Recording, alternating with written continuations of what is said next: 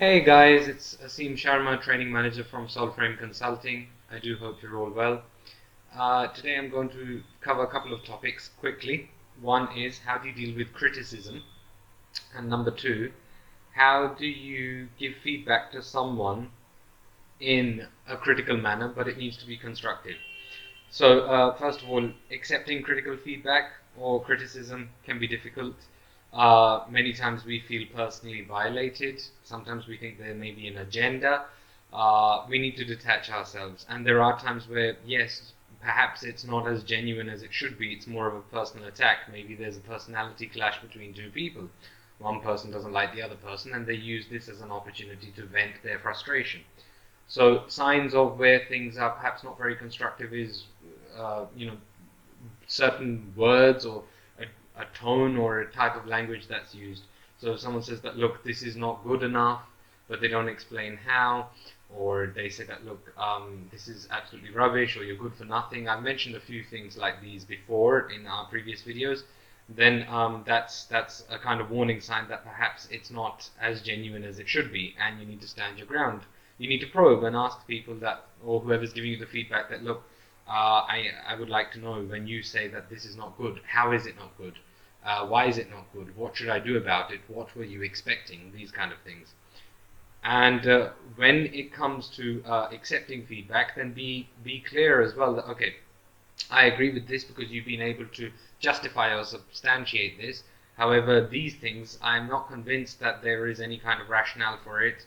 Or you may have data available. You may have kind of like your performance records to hand and say, look, but the figures say something else. So be aware and be prepared to back yourself up. And it's not that you're denying things or you're being difficult. It's about being fair to both parties. That's one. Um, Number two, when giving feedback, if it is critical, it needs to be constructive, which is more of the same, but now you're the person who is giving that feedback, right? So if I had to criticize someone that they haven't done something correctly, let's say there's a deadline that is kind of nearing or has just been exceeded, then I would say, okay, this is what my expectations were. This was communicated to you clearly. What part of that did you not understand? I know that comes across as being a little abrupt, but I'm asking them, so I'll give them an opportunity to speak, and then I will question them as well. I may use a variety of question styles which I mentioned before, like probing, leading, open, and closed, depending on what kind of information I want to find out. That, look, I would like to know, what did you struggle with? Why did you not inform me earlier? If you needed further help, then what help did you need? What are your plans now? When can I expect something finished, or at least semi-finished? And do you need any further support? So you need to be approachable, and I mentioned these things again earlier in the videos. The thing is that you need to achieve a balance between assertion, the control obviously, and also making sure that you don't demoralize them unnecessarily. If someone is not receptive to feedback persistently, even if it's fair and constructive, then you shouldn't beat yourself up about it and feel kind of restricted or feel guilty on sharing feedback. There have been people who, for instance, have asked me for help, and it's been difficult at the last minute. They've asked for help, but I've gone out of my way to help them out of a busy schedule.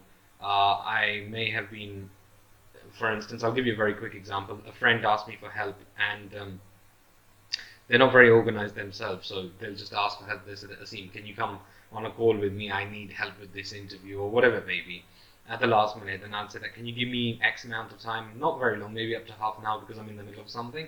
They won't answer. And then when I try to contact them, they may or may not be available, or the time that they said it would take, it takes much longer, because they're not time bound. And not all the time these things are in our control. I do understand that. So if they say it would take an hour and it ended up taking 2 hours, and then while we're talking, just having a general talk, they may say certain things, and this is where empathy plays a part into it. They say that, look, I'm so hungry, I haven't eaten anything for a little while. And then while they're on screen, they start eating something, and I'm in a completely different room. I don't have access to eat anything. I've also not eaten anything for many hours. So I find that a little kind of rude, to be honest, and I'm sure you guys would agree. So I remember, to that person, I messaged them afterwards. I said, see, I feel that I'm taken for granted and I deserve a bit of respect. I'm available for you most of the time whenever you want. I can't say that the reverse is true. and they respond by saying that no, I can't listen to this, stop, and then they block you. So that kind of misperception and that kind of toxic attitude, that either demonstrates some insecurity or arrogance. You don't need to kind of be fazed by such people. You can give them a chance, but if they keep doing that, then I would say disassociate yourself from them. If it's professionally, then obviously there's certain criteria that you need to follow.